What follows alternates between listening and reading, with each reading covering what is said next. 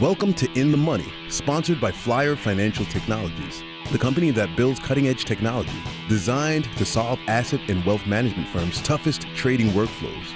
In this podcast, we help advisors and asset managers understand how technology is transforming the wealth tech sector. We'll cover how to leverage technology for faster, smarter investment decisions, megatrends, and more. Now, on to the show. Welcome to In the Money. I'm your host, Rusty Sommer, and I'm fortunate enough to be joined by my friend John O'Connell from the OASIS Group. If you don't know Flyer FT, we power the fintech you love and use every day. So, John, welcome. Thank you very much for having me, Rusty. I appreciate you being here. So, for those who aren't here, we're at the Market Council Summit in Las Vegas, and it's a great opportunity to spend some time with friends and kind of catch up on what's going on in the industry and learn about new technologies and trends and what everybody's working on. But before John and I kind of get into our topic, and I'll let you know what that is in a second, let me introduce John. So, if you don't know him, you should. John's the CEO and founder of the OASIS Group, a consulting firm focused on the wealth management industry. The OASIS Group helps RIAs, IBDs, and family offices with technology, cybersecurity, data warehousing, and AI. John is a recognized expert helping firms to navigate the new AI landscape. So this should be fun. So if you didn't guess, that might be where we're headed from a topic standpoint. And I think that what we should spend maybe some time on today, and this lines up with the panel you're hosting later, is, what's going on in the world of AI and within wealth management particularly. So maybe let's start with, the rise of AI and wealth management. What is OASIS doing right now with regards to your wealth tech map, and what firms are actually doing? Let's start there. We'll move our way through this. No, that sounds great. Thank you so much for having me. And so AI is it's the rage right now, right? A lot of people are talking about it. I don't think you can go to a conference nowadays without hearing about AI. But, AI has been around actually for a really long time. People don't realize that. It's not new. It's just new to the common consumer because it's now in front of people more than being a computer scientist, where you would see this, would have been seeing this now for decades. Right. So what we're really seeing is the advent of ChatGPT and generative predictive technologies, generative predictive text technologies have really started to bring AI into the mainstream. Right. And now you're seeing all the big tech companies roll out their own AI co-pilots, right? So Microsoft Copilot, not surprisingly, they've got to name it Copilot. But you're seeing a lot of these now roll out, and you're seeing different models emerge. So there's a huge amount of possibility. AI is already transformed and is continuing to radically transform industries outside of wealth management. And we're now seeing AI move into the wealth management industry. The first piece of AI that we've seen a lot of firms really kind of embrace are note-taking technologies. Yeah. So the ability to kind of just transcribe the notes that you've had from a phone call. And people would have seen that in Zoom for a long time, or if they use Microsoft Teams, they've had that for a long time. But now we're seeing the emergence of a lot of firms that are focused specifically on wealth management in note-taking. And those are not surprising if you look at our AI wealth tech map. That's the one that has the most people on the wealth tech map. Is the note-taking space. But obviously our map is huge and there's quite a few firms on it at this point. So there's a lot of other applications that we're seeing emerge. Yeah. If you haven't seen John's wealth tech map, you should definitely go take a look. It does cover, broadly what's going on and what players are doing what. From there, I would say this: forget everything you know about managing money. Artificial intelligence is going to revolutionize the wealth management industry. And if you're not paying attention, you're really already falling behind. It's moving at such a fast pace. You really are. I mean, if you look at the wealth tech map, we started publishing that back in I think July of this year. Maybe it was June of this year. And when we first started, there were maybe 20 firms on the map. We're already at a little over 80 firms on the map. I think we were 81 or 82 will be in the December map. And for us to put someone on the map, we actually review that technology. We get a demonstration of it. So I've got 130 firms that are on backlog that we haven't demoed yet that are asking to be on the map. So if you can understand that, I mean, you look at some of the other maps that are out there, they're really focused on technologies, right? So you've got like Michael Kitcey's map is the most famous in the industry. So he's got a section for like CRMs, or he has a section for financial planning. Right. Our map's structured a little bit differently. We structure it by the function. So if you want something to help you with prospecting, or you want something to help you with meeting preparation, that's how we've structured where the AI fits in the wealth technology, in our AI wealth tech map. So it's a little bit of a different view, a little bit of a different lens. And because of that, I think there's a lot of firms that have wealth management first AI capabilities, and they're exploding at this point. There's so many firms that are out there that have great technology that can help people. All right, so let's keep going down that path a little bit and talk maybe about ways AI is transforming wealth management. The obvious places are with personalized advice, automating tasks, improving risk management, and enhancing the client experience, right? You were talking about some of the, like, you think about note taking, right? How do I save time and get ready, right? How do I create a list of to-dos afterwards? But then there's also the delivery aspect, some of those things. What's going to happen there? So think of it like this. I mean, if you think of some of these note-taking applications that are out there today, and we've got 17 of them right now on the map, some of them are generic note-taking, right? So think of like a Fathom or someone along those lines. But then some of them are very specific. Think of like Zeppelin and Zox as far as the note-taking apps, or Jump, that are very specific to the wealth management industry. We have a lot of nomenclature and acronyms in our space that are really important to get right. The difference between an RIA and an IRA means a lot to us. Right. So a note-taking application that understands our nomenclature is going to give you, in my opinion, better notes that come out of it. That being said, it's not a fire and forget button, right? When you get someone who uses a note-taking application, you need to have a human in the loop. In other words, when the notes are taken, a human needs to be in the loop to review those notes before committing them to, for example, your CRM. And I'm going to give you a really good example of that, Rusty. AI does not pick up on sarcasm very well yet. Now, you know me, I'm a New Jersey guy, so sarcasm's kind of in my blood, right? Right. But if you think about it, if you were to say, I think I'm going to do something with my financial portfolio, right? And you as a sarcastic financial advisor go, yeah, that's a great idea. That's sarcasm. I didn't say that's a great idea. What's the transcription going to say? It's going to transcribe exactly what I said. That's a great idea. Right. So it missed the inflection. It missed my intent because of the way I presented that. And that's where you need to have a human in the loop. Also, there are certain portions that, you know, as a financial advisor, you may have a very in-depth conversation with your client that you don't necessarily want transcribed directly into the notes. I'll give you another good example. We have a client that we're working with to help them implement AI, and they have a particular client that's going through a divorce. Yeah. So they met separately with the husband and the wife because both of them are their clients. You want notes of that conversation. You definitely do not want a transcription of that conversation. Right. Understanding some of those nuances and having a human in the loop to review, to say, did I get the right intent? You know, did it transcribe it literally, or am I really getting the intent of that conversation? That's very important with note taking. Gotcha. How is it going to make the delivery of advice better or worse? So before we dive into an example that I can give you on how it's transforming the advice industry today, first, let me give you a quick note on privacy. So many of the LLMs that are out there today do not need to be trained on what you put in the LLM. If you have a paid subscription to many of these, you can turn off the ability for the LLM to use anything you feed it for training purposes. You can make your conversation, for lack of a better term, with your large language model private. So with that being said, if you're going to do something, take a look at ChatGPT, of course, but also look at like Claude or Perplexity, which can give you some very, very good results. You're going to get different results from each one of these models. Claude, for example, is by Anthropic. ChatGPT is obviously by, OpenAI. Right.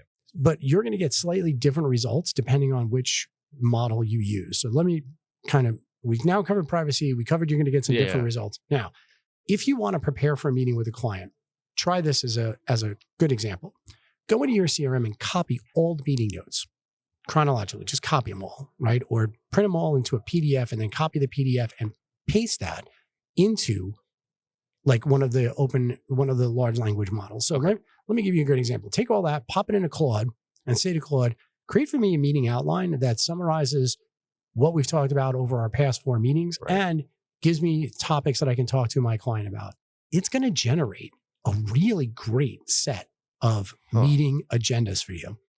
So normally when we talk with financial advisors, they will prep for an annual meeting. They'll put 2 hours, 3 hours into prepping for an annual meeting with a client. Yeah. Try that. You're going to cut that 2 to 3 hours down to maybe 10 to 15 minutes. Now you'll still do the performance report thing and all of that stuff, but you can literally cut that down to 10 or 15 minutes. And that's simply cutting and pasting it. What's adoption like right now? I think adoption is actually still really low in the wealth management space. We've got some firms that are really trying the note-taking side of it. One of the things I will caution you is, AI is like a tool, just like any other tool, right? There's good and bad to having any tool in your arsenal. Have an open conversation with your compliance officer, or if you use an outsourced compliance capability, have an open conversation with them. AI is here to stay. Right. You need to figure out how to use it and use it in a way that reduces your risk to your firm and is really in a risk profile that you're comfortable with. Let's face it, there are no regulations today for AI, right? And I think, quite frankly, despite some of the writings that you've seen coming out now from FINRA and the SEC, they're going to be playing catch up for some time. The space is moving so quickly, they're not going to be able to come up with a regulatory framework that's going to really capture where the market is, because the market's moving so fast. What I recommend to a lot of the firms that we work with is put together an AI acceptable use policy today. Okay. Have that policy in place, and then determine how you want to use AI moving forward in a compliant way. There's a study that's out there. 56% of American workers admit to using AI more than once a week. Your team is using it already. Right. So you need to get a policy in place and then put some guardrails around that so that they're using it in a way that's acceptable to your firm's risk level. What are some of the risks? Because I think not everybody understands the dynamic of these large language models, what's going on with your data, what's being captured potentially and stored. If you look at it, let's go back to the note takers for a moment, right? Most of the note takers, in fact, all of the ones that are wealth management specific, will not store any of your data. Okay. In many cases, there's a toggle where you can say, I'm going to delete the transcript after the summary is created, in which I would be a little careful of. Make sure that you've got the transcript, you've checked the summary against your transcript, and then delete the transcript. You don't need it. Certainly, you don't need the recordings, right? So coming back to that acceptable use policy, if you have a recording of the conversation you've had with your client, remember, it's admissible in court. All it takes is a subpoena and you got to turn that over. So you need to make sure you've got those guardrails set up. That being said, take a look at the ULA, the end user license agreement, the EULA, that comes out from a lot of these vendors. If you can read the EULA, you'll know in many, many cases, they're not using your data for any kind of training purposes. They're literally just spitting the output out to you. Gotcha. You can use a lot of these if you're on a paid model in a private mode. I hear a lot of people say, I'm concerned about them using my data. Trust me, they've got all the data they need. They don't need your data at this point. We're talking about tens of trillions of vectors in many of the newest models that are being used. They don't need your data. You just want to make sure that your transference of that data and what you're getting back is secure. It's my thought. One of the things that AI is going to do that'll be transformative will be create a scenario where, and I think the analogy goes something like a rising tide lifts all boats. Yes. Right. If I'm running a bank wealth management group, or I'm part of a large broker dealer, the time it takes for me to train and bring on board a new advisor or a new assistant or a new employee, it may take weeks or potentially months, thinking about the complexity of technology, investment philosophy, thesis. How do we go to market? How do we talk to our clients? How do we deliver advice? But at some point in the future, I think that AI is going to change that. And I think that it's going to create an opportunity for you to basically be able to come in as a new employee, and you might be up and running inside of a week and be able to sit down with clients and deliver effectively financial advice that's personalized to them based upon what's going on in your business and what your business's value proposition is. What do you think? AI is absolutely going to fundamentally transform the way financial advice is provided. It's going to provide firms with a force multiplier where they'll be able to go from 100 or 150 clients per advisor to 300 clients per advisor. Right. And the reason it's going to do that is it's going to reduce the amount of time for some of the more mundane tasks like meeting preparation, meeting notes, the ability to update a financial plan or do scenario planning. Mm-hmm. It wasn't very long ago that we put a lot of trust, and we still do, in Monte Carlo models. The Monte Carlo model was originally designed as a gambling theory, right? That's the name of it. It's a Monte Carlo simulation. Yeah. It's not a far jump that we'll be looking at AI models within the next decade and trusting them as completely as we trust Monte Carlo simulations today. Yeah. So if you think about it, one of the fundamentals of financial planning is a Monte Carlo simulation, right? All of the financial planning tools will boast how many Monte Carlo simulations they run on to come up with a probability analysis for someone to reach their financial goals. That is going to be done much faster and with many more parameters than what you can see in a Monte Carlo simulation through AI, just simply because of the correlations they can bring between all these different data points. So it is going to fundamentally transform it. But what I would say is, if you're a financial advisor today and you're not looking at AI and you're kind of thinking it's a fad and it's going to pass, or you're waiting, don't. Because getting up to speed on this technology and understanding just not at a technical level, but certainly just at a business operations level, what this can do for you and what it's going to do to help transform your business is critical. Prompt engineering, for example, if you were to take all those meeting notes and say, summarize them, you're going to find that if you change the wording of how you ask AI to summarize something, you're going to get slightly different results. That's prompt engineering. And that's a skill set that I think you're going to see emerging more and more often. You already find that. Go open up any browser that you use. Open up your Chromium browser, whether you use a Google Chrome or you use Brave like I do, or you open up any other browser, or you open up Microsoft Edge. What's the first result you get? It's an AI generated result. Do you scroll down and look at the rest of the results, or is that probably pretty much the answer you needed? It's probably pretty close. It's probably pretty close to the answer you needed. So think about your marketing firm, where they're talking to you about search engine optimization. Does that matter as much anymore? Or is it really more AI result set optimization that is going to really be the next big thing for marketing? So, when you look at a lot of these trends and you look at the way they're going to be fundamentally transforming your business is not only going to transform in the way that you interact with your clients through financial advice, it's going to transform other parts of your business significantly. It's kind of interesting that you bring up the prompt engineering thing, because I'll say that in the last probably 2 to 4 weeks in my feed, all these professional certificate programs in prompt engineering, and they're from top tier universities. You're right. There's part of the proof point that there's really something there. And even we were talking before we started talking, I used Google's Gemini to help prep for this podcast. Let's look at what John's been doing. Let's go and create a podcast outline. I need a better hook into what this is. And my prep time went from an hour to 10 minutes. Yep. And it was pretty close. Pretty close. There are a few things we were like, not that, but it's not bad. It's a great force multiplier to get you started on something. So I'll give you another great example. A lot of the advisors that we work with, we try to help them to say, you should be generating some of your own content, right? That's usually really difficult for an advisor to sit down and say, I'm going to write something. But if you can come up with a really good outline, you can have AI generate the first draft of your white paper or your, blog post. Come up with a great outline, have AI generate the first draft, go in and edit the draft so it's in your voice. And then I would encourage you, refeed that edited version back into AI. AI is not going to learn if you take its output, change it, and then don't tell it you changed the output. It's not going to learn the way that your voice necessarily. So those are some of the things that you really want to try to play with. But prompt engineering, I'm not surprised you're going to see universities and like Coursera's and all pop up around prompt engineering. I will say one thing, you can take some of these classes to get the basics, but really don't underestimate the investment of time. You're going to need to spend between 10 and 15 hours with whatever model that you choose to use, whether that's Claude from Anthropic or whether you use Gemini or whether you use OpenAI's model with ChatGPT. You're going to need to spend between 10 and 15 hours really learning that model and learning the prompt engineering that works most with that model. Yeah. Really good advice. How is AI going to impact predictive analytics? So AI feeds on data. Yeah. And the more data it gets, the more accurate its analytics are. There's a study that came out where Bloomberg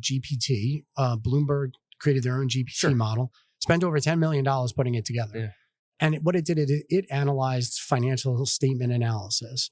What they found is that ChatGPT 4.0 exceeded, in other words, it beat Bloomberg GPT in its accuracy of financial analysis based on financial statements.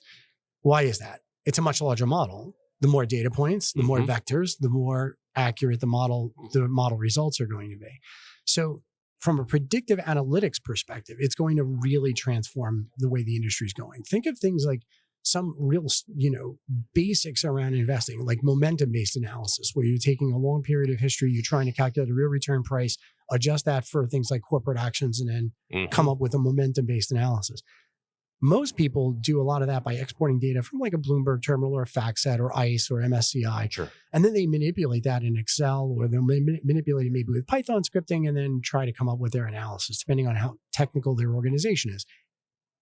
Doing something like that with a GPT model is going to be significantly faster, and you're going to be able to do a much wider data set than you've ever been able to do before. So I think when you think about predictive analytics, personalization of advice, looking across someone's entire portfolio, think of ideas around this. You're a very large firm. You have a client that comes in. Now, many of your advisors, if they've been doing this for a long time, will look at a client and say, I understand your risk profile, Right. your time horizon. I understand the assets that you're comfortable in being in. I know that I can put you in this kind of investment strategy and you're going to be fine. That comes with years and years, decades of experience from many of the most senior advisors.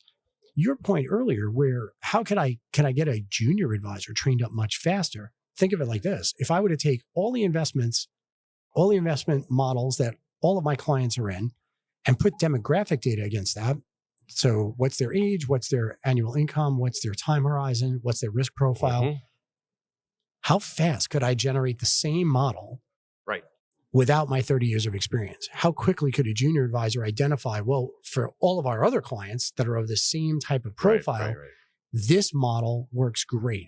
What would that do to your sales process? How much faster could you turn around a proposal for a client to get it in front of them? I have to believe, how much closer is it going to be to what that client or prospect was expecting and wanting? Absolutely. Then it becomes the differentiation is not the analysis per se, it's the delivery of the analysis, right? It's the trust factor, which is so critical to really good financial advice, is that trust between 100%. The client and the advisor. This technology is going to transform wealth management by putting more of an emphasis on the professional services portions of wealth management and not as much on the technology or some of the more day-to-day analysis. Gotcha. You kind of went through, the Bloomberg example and balance sheets, but then there's another side of this too, is kind of sentiment analysis potentially.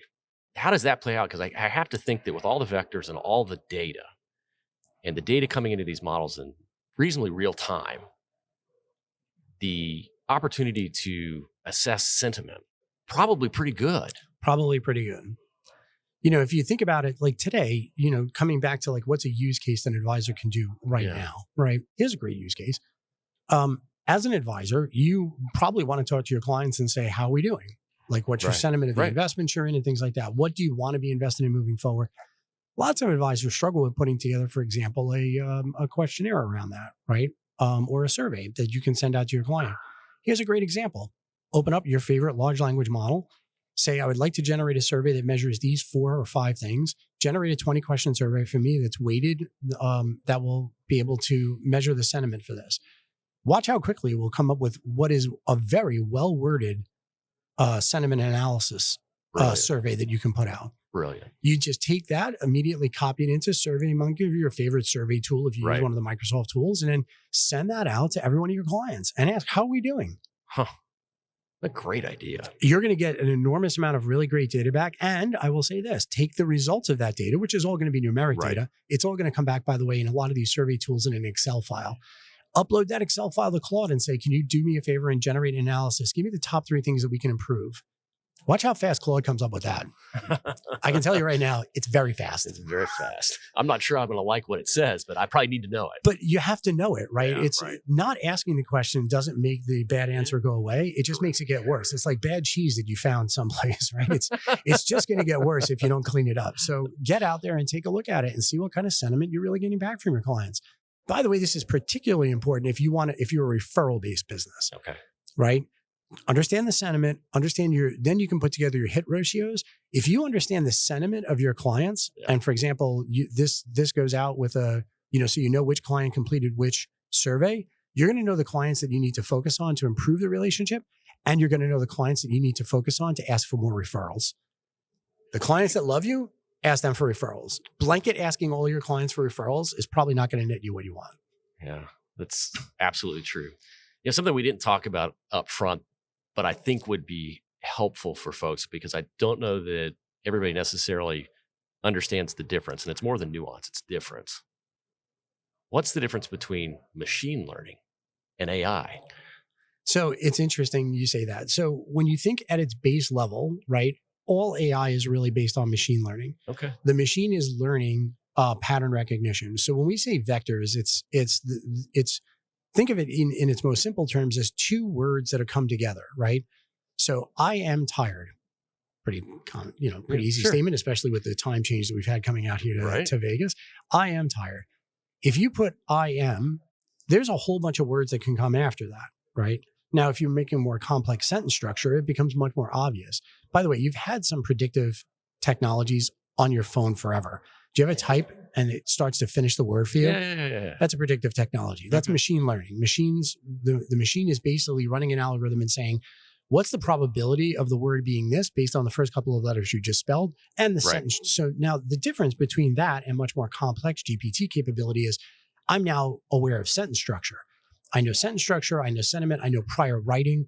So as you start to type the word, I can now predict much more of what you're trying to say, right? Think of it like that. If you think of machine learning and the way AI has really evolved in the direction it's going in. And by the way, we've had 2 AI winters, and some of those were driven by the machines weren't fast enough, so we needed more computing power, and that's what caused one.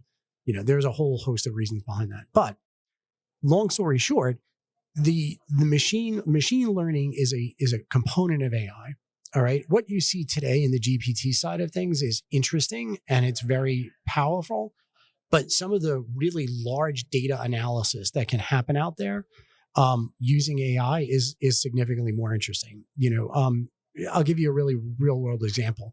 You probably are getting a ton of emails from Amazon outlining, hey, based on your prior purchase history and the products you've looked at on our site, we recommend this.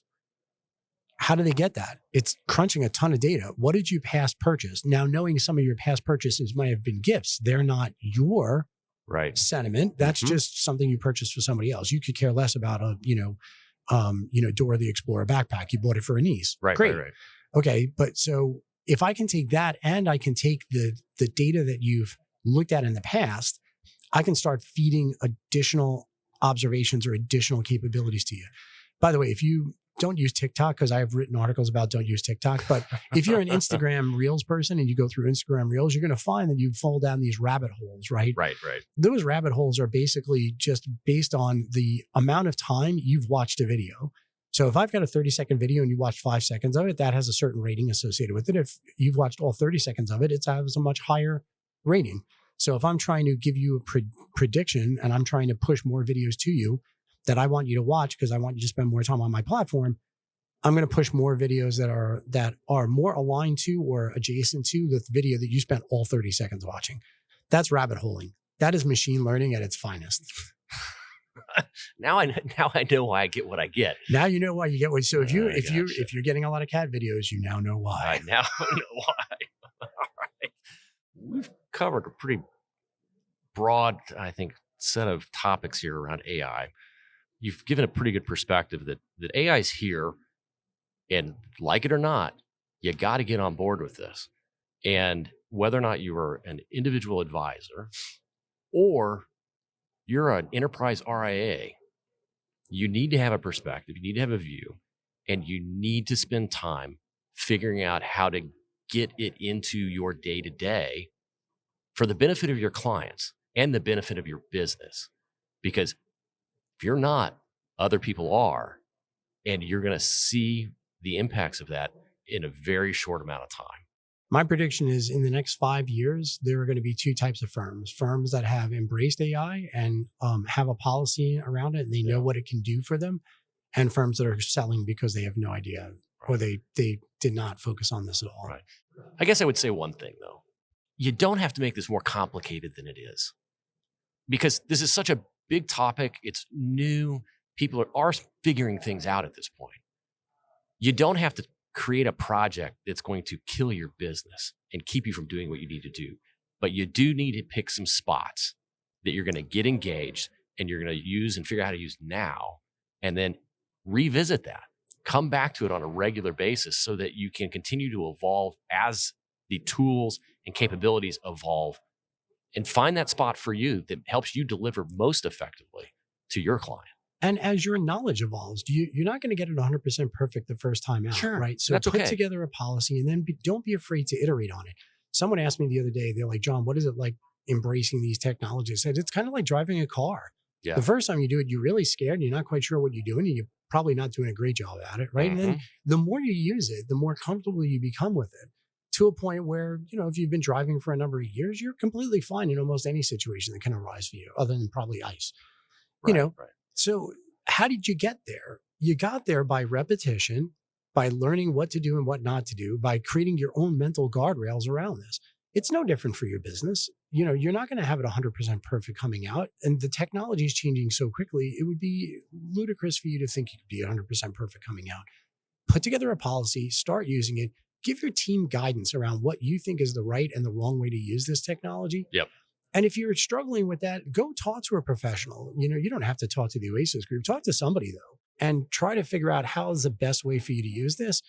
I mean, I'd love you to talk to the OASIS group, but definitely take an idea of what's the best way for us to use this technology, and then how do I set up the guardrails, and how do I teach my team? Yeah, no, I think that's fair. So you kind of started heading me to my next question. You were talking about in the next 5 years, these things are going to happen. Let's talk about 2025.